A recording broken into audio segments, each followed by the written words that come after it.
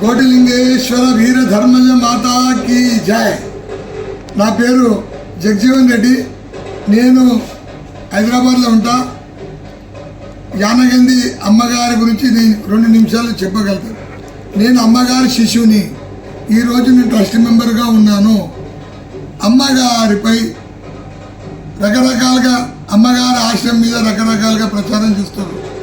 శివయ్య స్వామి అనే వ్యక్తి మీద ఆయన అమ్మకు ప్రథమ శిష్యుడు.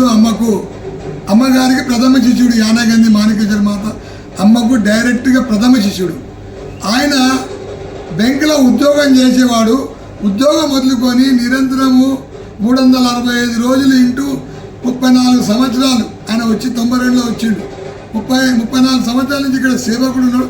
అక్కడ గుట్ట మీద ఉన్న వాళ్ళకి, యానగంది గుట్ట మీద ఉన్న వాళ్ళకి, సేవకులకు అందరి మీద ఈ రకంగా దుష్ప్రచారం చేస్తారు. కొంతమంది కావాలని పని కట్టుకున్న వాళ్ళందరి మీద కూడా వాళ్ళు అమ్మగారు వీళ్ళకి శిక్ష, సరైన శిక్ష ఇస్తుందని నేను అనుకుంటున్నా.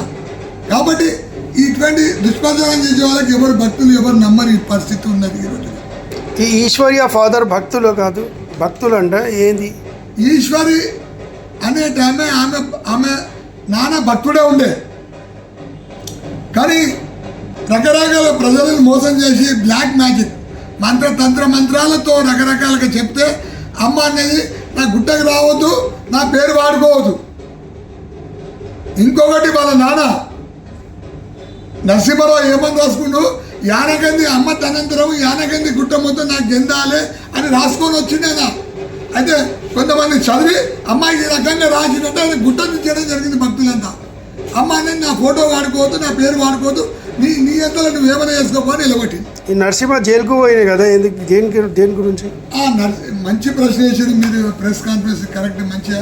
నేనేమంటానంటే నరసింహరావు జైలుకు పోవడానికి కారణం ఏంటంటే, నేనే వీరభోగ వసంతరాయుడిని, నాకు మంత్రాలు తంత్రాలు అందరినీ మంచి చేస్తా అని చెప్పి ప్రజలలో డబ్బులు తీసుకున్నాడు. ఆయన కర్రతో ఇట్లా కొడుతుండే. అట్లా ప్రజలను మోసం చేసి లక్షల రూపాయలు లూటీ అమ్మ ఎలగొట్టిన తర్వాత అట్లా లూటీ చేస్తే వనస్థలిపురం పోలీసు వాళ్ళు కొట్టి జైలుకి పంపించారు. ఆయన జైలుకి పోయి వచ్చినాక ఆయన ఎన్నో రోజులు హాస్పిటల్లో ఉండి చనిపోయాడు. చనిపోయినాక 3 రోజులు ఆయనది దాన సంస్కారం చేయలేదు. దాన సంస్కారం ఎందుకు చేయలే? ఆయన వీరభోగ వసంతరాయుడు మళ్ళీ అవతారం ఎత్తాడని చెప్పి ఆయన దాన సంస్కారం చేయలే. అంటే ఈ రకంగా ఆ ఈశ్వరి తల్లి తమ్ముడు ఈ రకంగా అందరినీ పబ్లిక్ని మోసం చీటింగ్ చేస్తారు. ఇవ్వాలి వాళ్ళ మీద చర్య తీసుకోవాలని మేము ఎన్నోసార్లు రిప్రజెంటేషన్ ఇచ్చాం. ఈ నల్గొండ ఆశ్రమంకి క్లెయిమ్ చేసింది కదా, దీని గురించి? నల్గొండ ఆశ్రమం నరసింహారావు భక్తులు రూపాయి పోగు చేసి నరసింహారావుకి ఇస్తే నరసింహారావు అమ్మ పేరు మీద కొన్నాడు. అమ్మ పేరు మీద కొన్న తర్వాత ఆయన చనిపోయిన తర్వాత ఎప్పుడు రాలేదు. రాకపోతే లోకల్ నల్గొండ భక్తులే ఆ ఆశ్రమం నడిపించుకున్నాక 2017 ఈమె ఒక తుఫాన్ లాగా వచ్చేసింది. 1999 నుంచి మా ట్రస్ట్ ఉందని చెప్పి 1999 నుంచి ఎన్నడూ రాలే. 17 వరకు నల్గొండకు ఒకేసారి ఆమె డిఆర్ దగ్గరికి పోయి ట్రస్ట్ రిజిస్ట్రేషన్ చేయించుకొని మేమే అసలేదమని చెప్పింది. దానికి శివయ్య స్వామి అడ్డుపడ్డాడు కాబట్టి ఆయన మీద పగ తీసుకోవాలని ఈ విధంగా మోసం చేస్తుంది. ఆయన హైకోర్టు పోయిండు శివయ్య స్వామి. హైకోర్టు వేసిండు సిఆర్పిసి నల్గొండ ఆశ్రమం ఆ ఈశ్వరుని దక్కకుండా, ఆ కుటుంబాన్ని దక్కకుండా ఆయన కాపాడిండు. ఈ సేడంలో ప్రెస్ మీట్ కూడా జరిగింది కదా, దీని గురించి? సేడంలో ప్రెస్ కాన్ఫరెన్స్ అంటే అమ్మ 2020లో శరీరం వదిలేసినప్పుడు ఏమైందంటే భక్తుల కోసం దర్శనం కోసం భక్తులంతా వచ్చి దర్శనం చేసుకొని 3 రోజులు బయటనే పెట్టారు. అందరూ వచ్చి దర్శనం చేసుకున్నారు.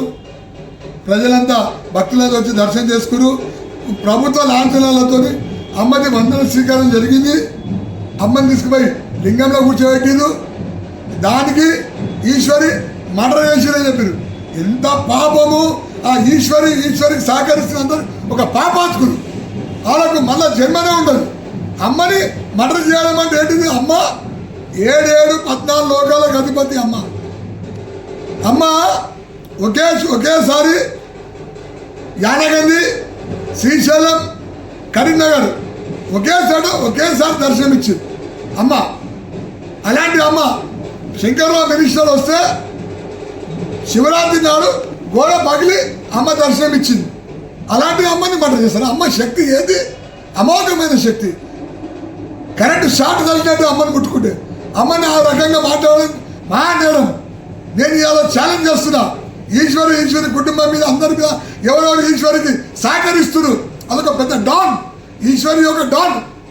ఆమె ఒక ఆడజన్మ కాదు, మొగామె. ఆమె ఇక డాన్ లెక్క ఈ రకంగా చేసి ఈ రకంగా చేస్తున్నాము. ఆమె మేమందరం కూడా డిఫర్మేషన్ సూట్ వేసి అన్ని జిల్లాలో ఎఫ్ఐఆర్లు, ప్రతి హాస్టల్ నుంచి ఒక ఎఫ్ఐఆర్ చేపించి ఆమెను వదిలేదు. అమ్మని ఎవరు చంపడం కానీ అలాంటి మటరాన్ని ఆ మాట చెప్పింది మా పాపాత్కురాలని. నేను ఇంకోటి ఒకటే చెప్తున్నా. ఆమె మేము డిఫర్మేషన్ సూట్ వేస్తాం, వదలము. మేము ఎన్నటికి వదలము. మేము ఈరోజు ఎందుకు చెప్తున్నామంటే మా మనసు బాధ కలిగి ఒక భక్తునిగా చెప్తున్నా. ఆమెను అన్ని ఆశ్రమాల్లో కేసు పెట్టి ఆమె వదిలేదు, డిఫర్మేషన్ సూట్ వేస్తాం. మేము ఇంతకంటే ఎక్కువ నేను చెప్పడం లేదు. ఆమె అందరికీ జగద్గురు కోటిలింగేశ్వర వీర ధర్మజ మాతాకి జై. ಸಂಯುಕ್ತ ಸುದ್ದಿ, ಜನರೊಂದಿಗೆ ಜನರಿಗಾಗಿ.